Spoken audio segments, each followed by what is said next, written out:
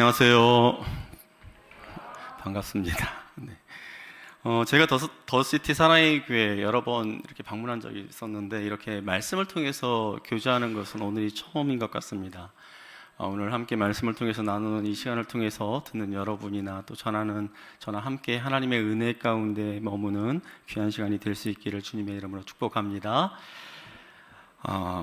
여러분 혹시 그 디쉐어라는 회사를 들어보신 적이 있나요? 디쉐어. 청소년들 영어 교육 또는 진로 교육과 관련된 사업을 하는 회사인데요.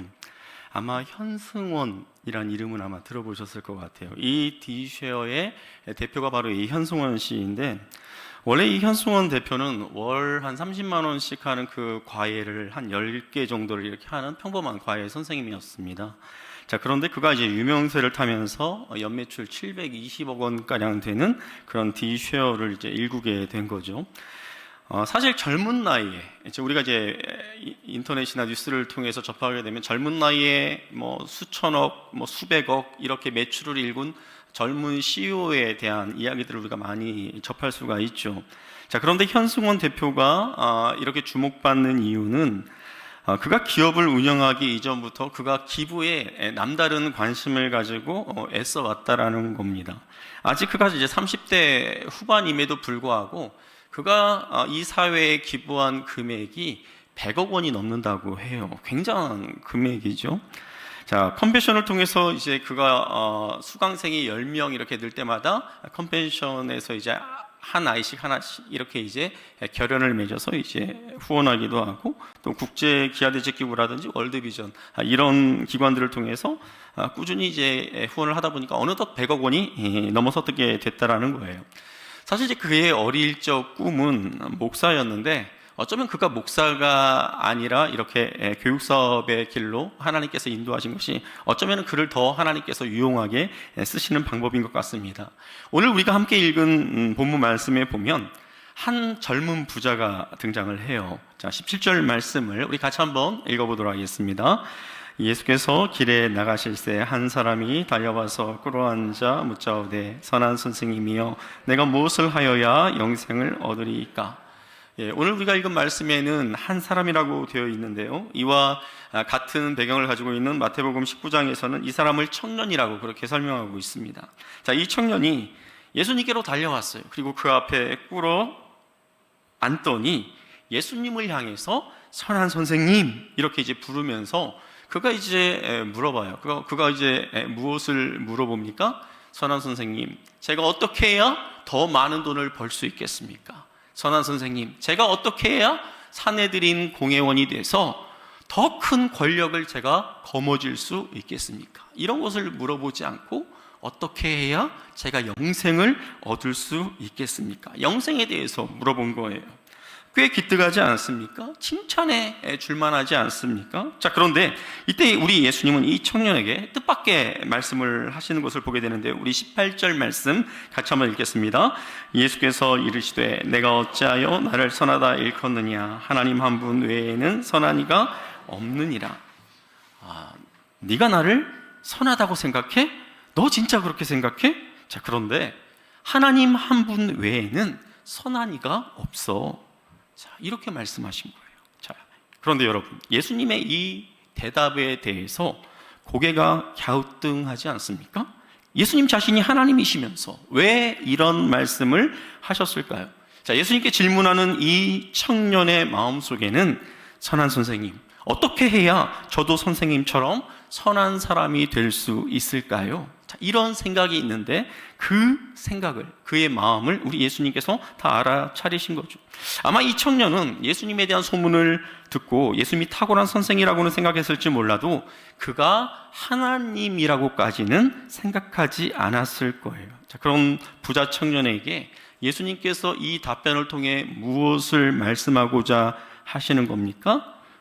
네가 나를 선하다고 생각해? 그렇다면 너는 내가 하나님이라는 것까지 믿어야 돼. 자, 이 말씀과 함께 또 한 가지, 사람은 그 누구도 자기 스스로는 선하게 될 수 없어. 이 두 가지의 메시지를 예수님은 이 18절의 답을 통해서 주고 있는 거죠. 계속해서 예수님이 이 청년에게 말씀을 이어갑니다. 네가 계명의 말씀들을 알지 않느냐? 살인하지 말라, 간음하지 말라, 도둑질하지 말라, 거짓 증언하지 말라, 남의 것을 속여 빼앗지 말라, 내 부모를 공경하라. 이 말씀들을 네가 다 알지 않느냐? 자, 그러자 이 청년이 마치 기다렸다는 듯이 자신은 어려서부터 이 계명들을 다 지켰노라고 그렇게 이야기를 합니다. 자, 오늘 본문에 등장하는 이 청년은 율법의 측면에서 봤을 때 거의 율법 천재에 가까운 그런 사람이에요. 그러니까 율법에 대한 내용들을 어느 정도 알고 또 그 율법에 있는 말씀들을 지키려고 유대인으로서 꽤 애를 썼던 것이죠. 자, 이 청년의 말을 듣고 난 후에 예수님께서 이렇게 말씀하십니다. 우리 21절 말씀 같이 한번 읽어보도록 하겠습니다. 예수께서 그를 보시고 사랑하사 이르시되 내게 아직도 한 가지 부족한 것이 있으니 가서 내게 있는 것을 다 팔아 가난한 자들에게 주라. 그리하면 하늘에서 보화가 내게 있으리라. 그리고 와서 나를 따르라 하시니. 율법의 말씀을 다 지켰다면서 스스로를 굉장히 자랑스럽게 생각하고 있던 이 청년에게 예수님께서 뭐라고 말씀하신 겁니까? 너에게 한 가지 부족한 것이 있다. 너에게 한 가지 부족한 것이 있다. 굉장히 자신만만해했던 이 청년의 뭔가 이 전곡을 찌르는 듯한 그런 말씀을 하시는 거예요. 자, 그것이 무엇이었습니까? 네가 가지고 있는 것을 다 팔아서 가난한 자들에게 주고 나를 따르라. 바로 이 말이었어요. 자, 그런데 우리가 이 대목에서 주의 깊게 살펴봐야 할 것이 있습니다. 자, 이 부자 청년이 예수님 앞에 와서 하도 잘난 척하니까, 하도 자랑질을 하니까 예수님께서 이 청년을 한 방 먹이려고 뒤통수를 한 대 탁 이렇게 치기 위해서 이 말씀을 하신 것이 아니라는 거예요. 21절에 뭐라고 되어 있습니까? 그를 보시고 사랑하사. 정말 이 청년을 아끼고 사랑하는 마음으로 이 말씀을 하셨다라는 거예요. 자, 그런데 예수님의 이 말씀을 이 부자 청년이 따랐을까요?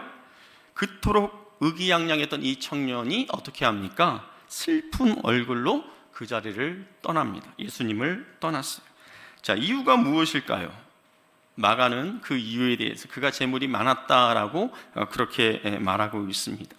자, 부자 청년이 떠난 다음 예수님은 제자들에게 재물을 많이 가지고 있는 사람이 하나님의 나라에 들어가기가 심히 어렵다라고 말씀하시면서 우리가 너무나 잘 알고 있는 그 비유의 말씀을 하세요. 어떤 비유입니까? 낙타가 바늘귀로 나아가는 것보다 부자가 하나님의 나라에 들어가는 것이 더 어렵다라는 거예요. 자, 우리는 이 말씀을 생각할 때, 야, 그래, 부자들은 천국 가기가 힘들어. 부자들은 천국 가기가 어렵지. 이렇게 생각할 수 있는데, 자, 이때 예수님의 이 말씀을 들은 제자들이 어떤 반응을 보이는지 우리 26절 말씀을 같이 한번 읽어보도록 하겠습니다. 제자들이 매우 놀라 서로 말하되 그런즉 누가 구원을 얻을 수 있는가 하니. 제자들이 놀랐어요. 누가 구원을 얻을 수 있어? 이렇게 서로가 놀라면서 서로를 봤겠죠. 자, 이들이 왜 놀랐을까요? 당시 이 예수님께서 사역하시던 이 당시 유대인들은 자, 어떤 생각을 가지고 있었냐면 하나님의 말씀에 순종한 사람들에게 하나님께서 복을 허락하여 주셔서 그들이 부자가 되었다라고 이렇게 생각하고 있었습니다. 그러니까 제자들 생각에 그런 부자가 하나님의 나라에 가지 못하면 도대체 누가 하나님의 나라에 갈 수 있냐라는 것이죠. 그러니까 천국에 가는 사람들이 있다면 아마 그 줄 맨 앞에 부자들이 있을 것이다라고 그렇게 생각했는데 조금 전 그 부자 청년, 계명을 모두 다 지켰다고 당당하게 말한 그 부자 청년도 하나님의 나라에 들어갈 수 없다는 그 말에 제자들이 걱정이 된 거예요. 저런 부자도 천국에 들어가지 못한다면 그럼 우리는 어떻게 되는 거지? 자, 그런데요, 오늘 우리가 읽은 본문 말씀 앞부분에 보면 자, 예수님이 이 부자 청년을 만나기 전에 제자들이 이해하기 힘든 말씀을 예수님이 하신 적이 있어요. 자, 우리 14절 말씀을 같이 한번 읽어보도록 하겠습니다. 예수께서 보시고 노하시어 이르시되 어린아이들이 내게 오는 것을 용납하고 금하지 말라. 하나님의 나라가 이런 자의 것이니라. 그러니까 사람들이 예수님에 대한 소문을 듣고 자기 자식들을 데리고 예수님께로 나왔어요. 어떻게 해서든지 예수님이 자기 아들에게 이렇게 머리에다 안수를 해주기를 바랬든지, 아니면 아이가 아픈데 예수님이 손으로 이렇게 만져서 낫게 하기를 바랬든지, 이유에 어떻든지 모르겠지만 그들이 자기 아이들을 데리고 막 예수님께로 나오니까 그 상황이 굉장히 복잡했을 거 아닙니까? 이때 제자들이 그 부모들을 막 뜯어 말리는 거예요. 왜 애들을 자꾸 이렇게 예수님께로 데리고 오는 거야? 이렇게 복잡한데 바빠 죽겠는데 막 이렇게 말리니까 예수님께서 그 말리는 제자들을 향하여서 화를 내신 거예요. 저 어린아이들이 내게로 오는 것을 막지 마라. 천국이 저와 같은 어린아이들의 것이다. 이렇게 이제 말씀을 하신 거죠.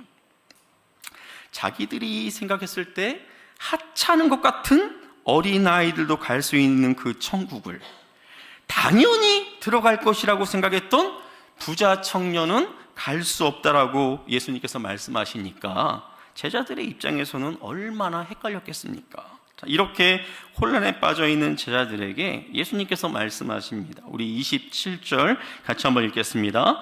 예수께서 그들을 보시며 이르시되 사람으로서는 할 수 없으되 하나님으로는 그렇지 아니하니 하나님으로서는 다 하실 수 있느니라. 무슨 말씀입니까? 하나님 나라에 들어가는 것, 구원을 받는 것, 사람의 힘으로는 절대 할 수 없어. 이 일은 오직 하나님만이 하실 수 있는 거야. 그래서 너희들 눈에 보기에 별 볼 일 없어 보이는 사람처럼 보인다 할지라도 하나님께서 하시고자 한다면 그런 사람들은 천국에 갈 수 있어. 그런데 너희들이 보기에 대단해 보여? 그렇게 굉장히 돈이 많은 것처럼 보여? 굉장히 선한 것처럼 보여? 그런데 하나님께서 하시지 않으면 그런 사람도 천국에 갈 수 없어. 자, 이렇게 말씀하신 거죠. 자, 인격적으로 훌륭하고 선한 일을 많이 한다고 구원받는 것이 아니라는 것입니다. 자, 그런 분들이 참 구원받았으면 좋겠다. 사실 우리의 마음이죠. 다른 가난한 사람들을 섬기고 연약한 사람들을 위해서 애쓰고 수고하는 사람들, 이런 사람들이 당연히 천국에 갔으면 좋겠다라고 생각하는 것이 우리의 마음일지 몰라요. 간혹 제게 이렇게 찾아와서 어떤 성도님들이 이런 질문을 할 때가 있어요. 목사님, 이순신 장군이 천국에 갔을까요? 이순신 장군이 구원받았을까요? 세종대왕이 구원받았을까요? 우리 눈에 그분들이 대단해 보일지 몰라도 하나님께서 그들을 구원하기로 작정하지 않았다면, 그들이 예수를 주로 시인하지 않았다면 그들은 구원받을 수가 없다라는 거예요. 아니, 예수님이 그러니까 이순신 장군이 천국에 가지 않은 게 뭐가 그렇게 중요합니까? 여러분, 이순신 장군이 천국에 갔을까? 세종대왕이 천국에 갔을까? 이것을 고민하기에 앞서서 내 자녀들이 천국에 갈 수 있을까? 내 남편, 내 아내가 천국에 갈 수 있을까? 내 부모가 천국에 갈 수 있을까?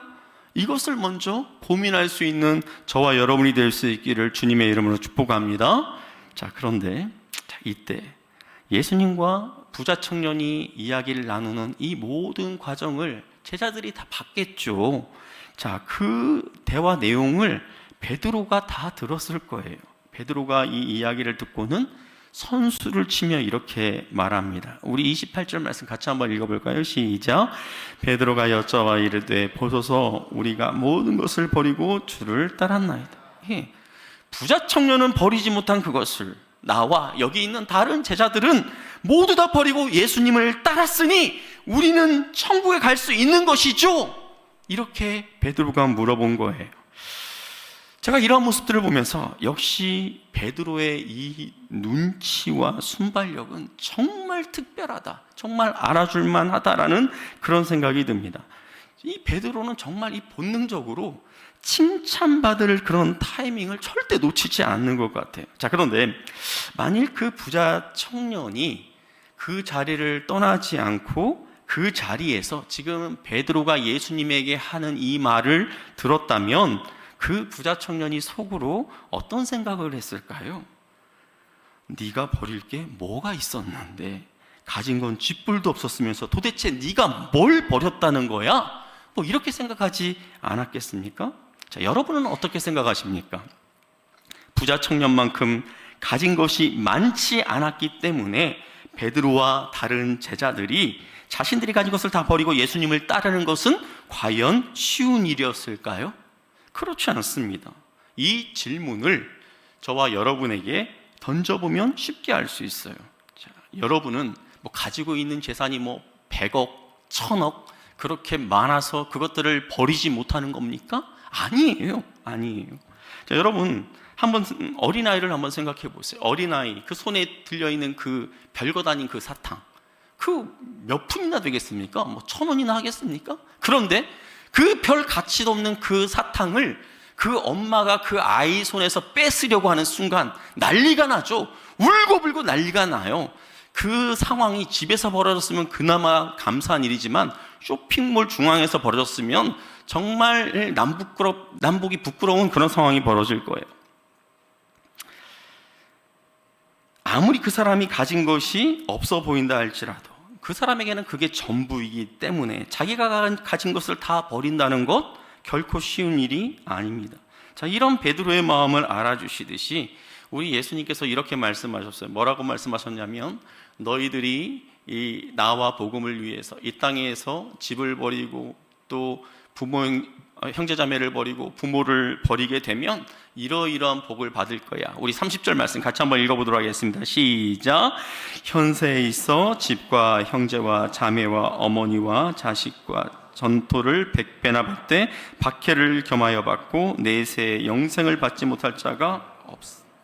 예수님과 복음을 위해서 그렇게 버리고 나를 따른 자들은 영생을 받지 못할 자가 없는 일. 자, 여기 이제 전토를 100배나 받는다고 했을 때 이것은 하나님께서 더 큰 은혜로 너에게 갚아주실 것이다라는 의미이죠. 자, 그렇다면 예수님은 우리에게도 이 부자 청년에게 하셨던 것처럼 우리의 모든 재산을 다 버리고 따르라고 그렇게 요구하실까요? 물론 맡겨진 사명에 따라서 모든 것을 버려야 하는 상황도 있습니다. 예를 들어서 선교사로서 아프리카나 저 먼 나라로 이렇게 떠나는 경우에 홀로 계신 어머니 또 홀로 계신 아버지를 이렇게 놔두고 그렇게 가야 하는 그런 안타까운 상황들이 종종 있습니다. 자, 그렇지만 이런 경우가 얼마나 되겠습니까? 하나님은 우리 모두에게 천편일률적으로 똑같이 요구하시는 분이 아니에요. 이 말씀을 통해서 우리가 받아야 할 중요한 교훈은 무엇입니까? 중요한 메시지는 무엇입니까? 그 어떤 것도 예수님보다 위에 두지 말라라는 거예요. 그 어떤 것도 예수님보다 앞세우지 말라라는 것입니다.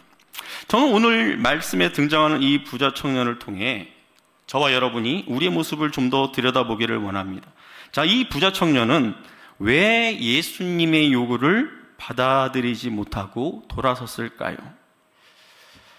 요즘 이제 코로나가 끝났다고는 하지만 여전히 경기가 좋지 않아요. 그러니까 장사가 잘 되지 않으니까 이제 장사를 접고 이제 그만두시는 분들이 많다 보니 이제 점점점 상가들마다 이제 빈 상가가 이제 늘어나고 있습니다. 자, 그런데요, 그곳에서 이제 옷가게를 운영하면서 근근히 버티고 있던 어떤 사장님에게 김 사장님이라고 합시다.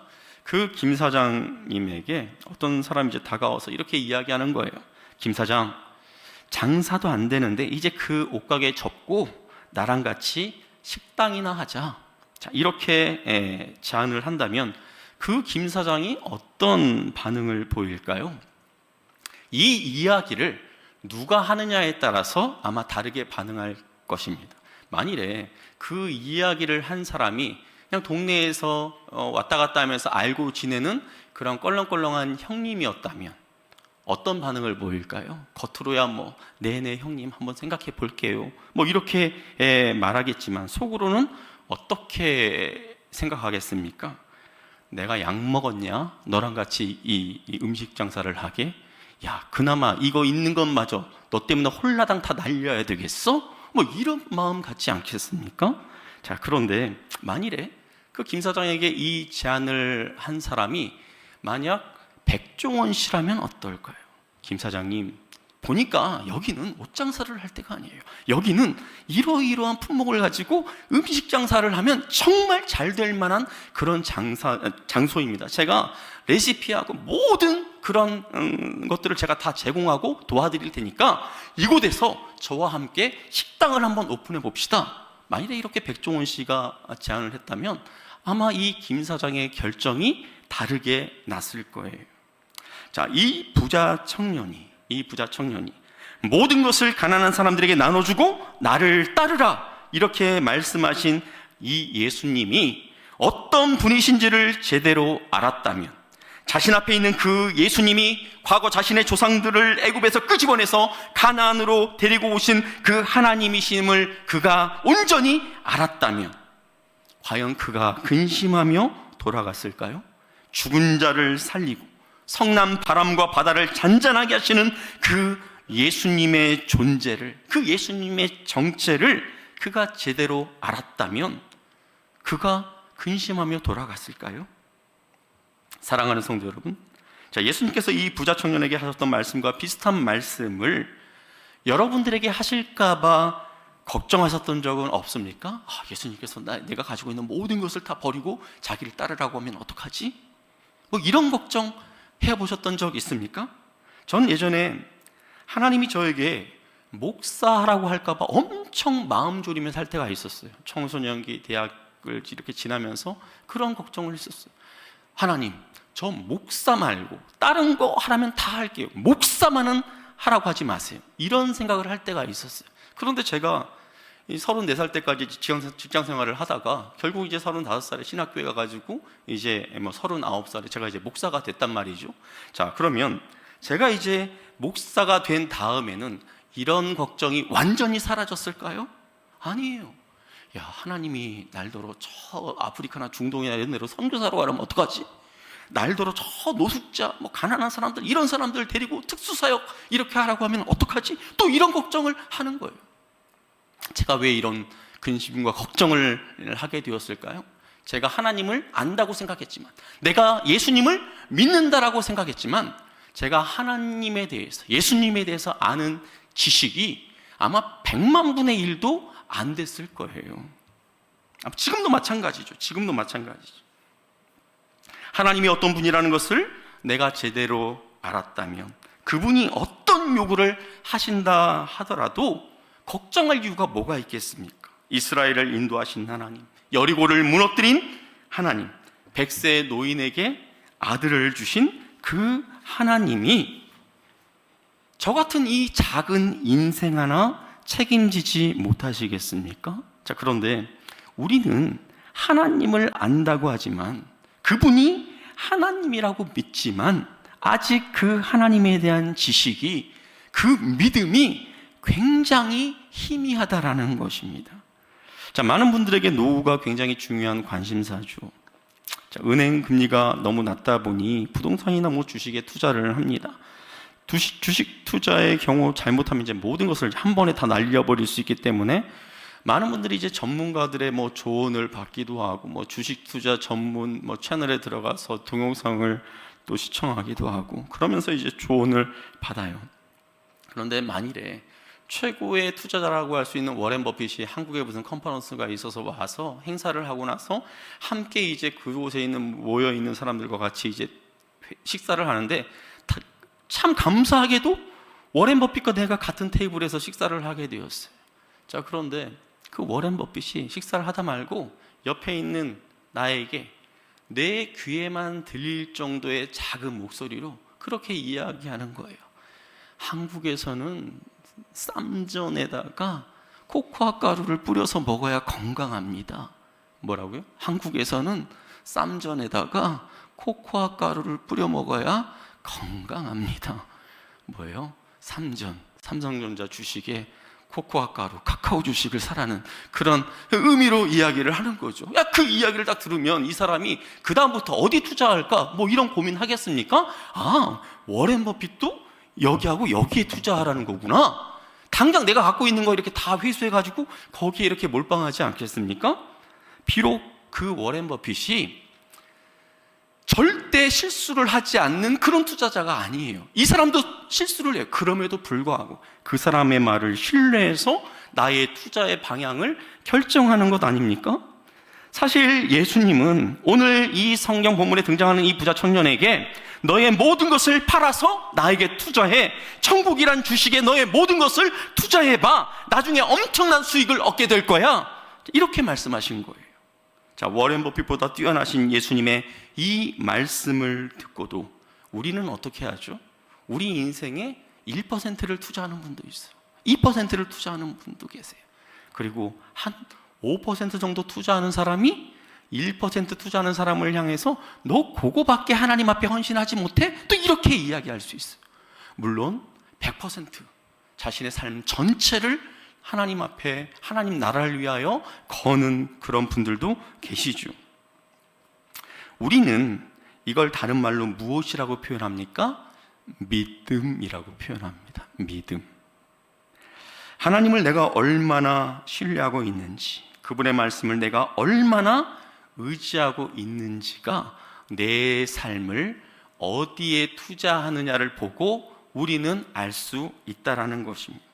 사랑하는 성도 여러분, 여러분은 천국이란 주식에, 예수님에게 여러분이 가진 것에 몇 %나 투자하고 있다 생각하십니까? 어떤 사람들은 그러죠. 어디가 막 개발된다더라 막 그러면 여기저기서 막 자원들을 다 끌어모아서 그 땅을 막 사려고 해요. 왜 그렇게 합니까? 지금은 막 야산처럼 보여요. 별 볼품 없이 보여요. 그냥 풀만 무성한 것처럼 보여요. 벌판처럼 보여요. 그런데 그 사람 머릿속에는 장차 이곳이 개발되면 여기에 무엇이 세워질지가 머릿속에 그려지는 거예요. 그러니까 거기에 자신이 가지고 있는 것을 가감없이 거기에 투자할 수가 있는 거죠. 성경에도 이런 사람이 등장합니다. 우리 마태복음 13장 44절 말씀을 같이 한번 읽어보도록 하겠습니다. 천국은 마치 밭에 감춘 보화와 같으니 사람이 이를 발견한 후 숨겨두고 기뻐하며 돌아가서 자기의 소유를 다 팔아 그 밭을 사느니라. 우리가 너무나 잘 알고 있는 내용이죠. 어떤 소장농이 주인에게서 이제 땅을 이렇게 빌려가지고 농사를 짓고 있었어요. 자, 그런데 어떻게 됩니까? 예를 들어서 홍수 때 그냥 땅 토사들이 확 쓸려 내려갔어요. 그래서 위에 있는 흙들이 싹 다 쓸려나가고 이 토양이 확 낮아졌어요. 그래서 여기를 막 정리하느라고 이제 곡괭이로 이제 흙들을 정리하고 막 이렇게 덤불들을 이렇게 정리하고 하는데 뭔가 이렇게 딱딱한 게 딱 걸려요. 딱 긁어 보니까 뭔가 이게 희끄무리한 그런 것들이 막 이렇게 긁혀져 나와요. 그래서 이걸 딱 채취해가지고 옆에 있는 무슨 실험실, 연구실에 가가지고 선생님 이게 무슨 성분인지 모르겠어요? 이렇게 물어보니까 그 연구원이 딱 분석을 해보더니 이거 수산화니켈인데요? 수산화니켈? 요즘에 2차 전지 굉장히 중요한 원료가 되는 수산화니켈이라는 거예요. 그러면 이 사람이 어떻게 할까요? 그럼 내가 지금 경작하고 있는 이 밭이 니켈 광산인 거야? 어떻게 할까요? 자기가 가지고 있는 모든 것을 투자해서 주인에게는 쉬쉬하면서 그 땅을 자기 것으로 만들려고 하지 않겠습니까? 이 내용인 거예요. 우리가 좀 전에 읽었던 마태복음 13장 44절에 이 말씀이, 그런데 이 사람이 그 땅에 감춰있는 그 보물을 발견하고 자기의 모든 것을 팔아서 그 땅을 사러 갈 때 마지못해 사러 갔습니까? 억지로 사러 갔습니까? 너 그거 안 사면 죽어. 누군가가 협박해서 샀습니까? 아니요. 기쁨으로 그 땅을 사러 갔다라는 거예요. 그 보물의 가치를 알기 때문에 기쁨으로 그 모든 것을 팔아서 투자했다라는 것이죠. 자, 그러니까 예수님께서 이 부자 청년에게 가진 것을 모두 다 팔아서 가난한 자에게 나눠주라고 하신 것은 너의 모든 것을 버리라고 말씀하시는 것이 아니라 더 값진 것에, 최고의 수익을 낼 수 있는 것에 투자하라고 알려주셨던 거예요. 앞서 우리가 살펴봤죠. 예수님께서 이 말씀을 하실 때 그 부자 청년을 궁지에 몰아넣으려고, 이 녀석 참 이렇게 하는 짓이 정말 꼴불견인데 진짜 저만 잘난 줄 알아? 이렇게 생각하고 예수님께서 이 청년을 한 방 먹이려고 하신 말씀이 아니었다라는 거예요. 뭐라고요? 그를 보시고 사랑하셔서 이 청년에게 이 말씀을 하셨다라는 거예요. 세계 곳곳에서 복음 때문에 죽어간 수많은 선교자들, 오지를 향해 떠난 선교사님들, 그리고 그 외에도 주님이 주신 그 사명 앞에 어떻게든지 그 사명을 감당하기 위하여 자신이 있는 그 자리에서 하나님의 뜻을 구하며 나아간 수많은 믿음의 사람들, 어떻게 이들이 이러한 삶을 살 수 있었을까요? 그들은 천국의 가치가 무엇인지를 진정으로 알았어요. 예수님이 어떤 분인지 그들이 온전히 깨닫고 주님이 주신, 그들에게 주신 그 투자의 기회를 그들이 붙잡았다라는 것이죠.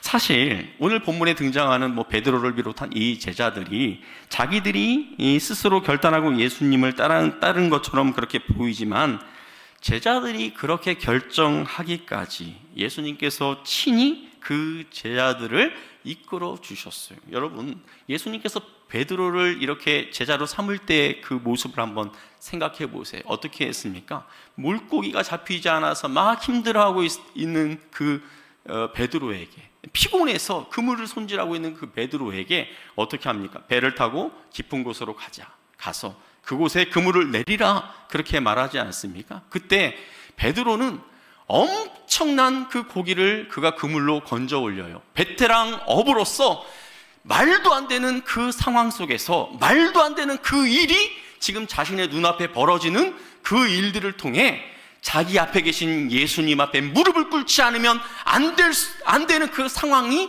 이 베드로에게 펼쳐진 거죠.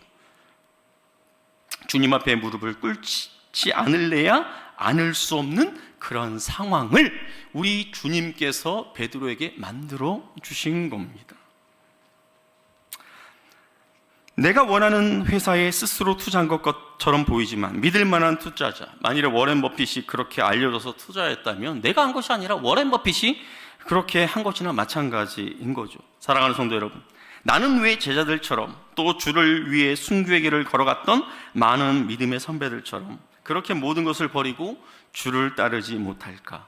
이런 마음이 드십니까? 여러분의 믿음이 너무나 초라하게 느껴지십니까? 여러분, 사도 바울이 주께 드린 이 고백을 우리가 같이 한번 읽었으면 좋겠습니다. 고린도전서 15장 10절 말씀 같이 한번 읽겠습니다. 그러나 내가 나된 것은 하나님의 은혜로 된 것이니 내게 주신 그의 은혜가 헛되지 아니하여 내가 모든 사도보다 더 많이 수고하였으나 내가 한 것이 아니요 오직 나와 함께 하신 하나님의 은혜로라. 예. 교회를 핍박하던 사도 바울이 어떻게 사도로서 사명을 감당할 수 있었겠습니까? 예수님께서 놀라운 방법으로 그를 찾아와 만나 주셨기 때문에 가능했어요. 그리고 순간순간 왜 그에게 어려움이 없었겠습니까? 왜 그에게 고난의 시간이 없었겠습니까? 그럼에도 불구하고 자신이 만난 그 예수 그리스도의 그 뜻을 이루기 위해서 말씀 앞에 어떻게든지 순종하기 위해서 한 발자국 한 발자국 그가 걸음을 내디딜 때마다 주님이 그를 도와주셔서 당신이 어떤 분이신지, 어떤 하나님이신지를 바울에게 친히 보여주셨어요. 오직 나와 함께 하신 하나님의 은혜로다. 앞서 제가 소개해드린 현승원 대표, 그의 재산이 3천억 원 정도 된다고 합니다. 자, 그런데 그가 결혼하기 전에 별로 가진 것이 없는 그때 지금의 아내에게 물어봤대요. 내가 언제라도 내가 가지고 있는 것을 다 팔아서 헌금하고 선교지로 나가면 당신 나와 함께 갈 수 있겠어? 자, 이렇게 물어봤더니 그때 그 부인이 할 수 있겠다라고 그렇게 대답을 했더라는 거예요. 그런데 어느 날 이제 회사가 굉장히 커지고 이제 가진 것이 이제 굉장히 많아졌을 때죠. 그런데 어느 날 그 부인이 이제 거꾸로 부인이 그 아내가 현승원 대표에게 물어보는 거예요. 당신, 하나님이 지금이라도 당신이 선교지로 가라고 그렇게 말씀하시면 모든 것을 정리하고 그렇게 갈 수 있겠어? 자, 훨씬 가진 게 많은 지금 상황에서, 훨씬 누릴 게 많은 이 상황에서 이 현승원 대표가 할 수 있을 것 같아, 할 수 있어, 이렇게 대답했다라는 거예요. 여러분, 어떻게 이런 대답이 나올 수 있을까요? 지금까지 자신이 하려고 했던 것보다 늘 더 좋은 것을 주셨던 하나님을 이 현 대표가 경험했기 때문에, 또 때로 자신이 인간적으로 고집하던 것을 내려놓고 하나님께 무릎을 꿇었을 때, 순종하려고 몸부림칠 때 하나님께서 모든 필요한 것들을 다 채워주신 것을 그가 경험했기 때문에, 크고 위대하신 하나님을 그가 경험하면서 내 힘으로 할 수 있는 것은 아무것도 없구나, 이것을 깨달았다라는 거예요. 어쩌면 나의 나된 것은 하나님의 은혜라는 이 바울의 고백이 현승원 대표의 고백이 된 셈이지요. 사랑하는 더시티 사랑의 교회 성도 여러분, 여러분과 저도 이런 하나님을 고백할 수 있기를 바랍니다. 이런 고백이 왜 사도 바울만의 고백이어야 합니까? 왜 이 고백이 현승원 대표의 고백이어야만 합니까? 하나님, 이 고백이 나의 고백이 되게 하여 주옵소서. 나 스스로는 절대 나의 삶을 하나님을 향해 던질 수 없지만 당신이 얼마나 크고 위대하신 분이라는 것을 내가 알게 된다면 가능한 줄 믿사오니 놀라우신 하나님의 그 능력의 손길을 나의 삶에서 보게 하여 주옵소서. 이렇게 기도하실 수 있기를 바랍니다. 하나님, 내 삶에서 하나님이 백종원 씨보다, 워렌 버핏보다 훨씬 더 탁월하신 분일 뿐만 아니라 나를 지독하게도 사랑하는 분이라는 것을 내가 깨달아 알게 하여 주옵소서. 나의 믿음의 눈이 열리게 하여 주옵소서. 이렇게 기도하시기를 바랍니다. 그래서 저와 여러분이 우리의 모든 삶을 두려움 없이 하나님 나라에 투자할 수 있는 그런 믿음의 사람들이 다 될 수 있기를 우리 주 예수님의 이름으로 축복합니다. 아멘. 우리 이 시간 말씀을 생각하면서 같이 찬양하고 기도의 자리로 나가길 원하는데요. 나의 안에 거하라, 우리 이 찬양 부르면서 하나님 앞으로 나아가겠습니다.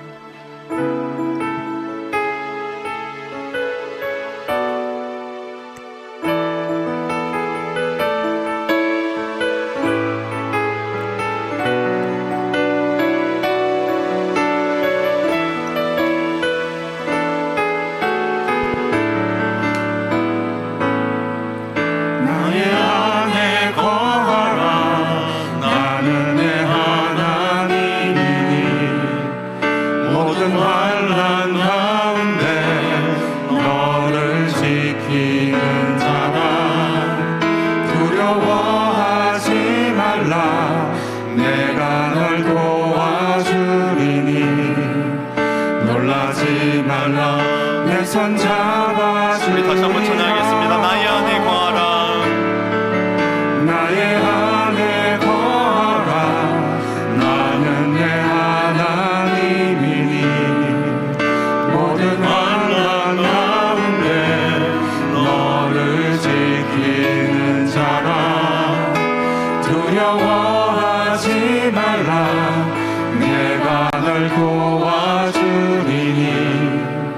놀라지 말라, 내 손 잡아주리라. 내가 너를 지명하여 불렀나니 너는 내 것이라.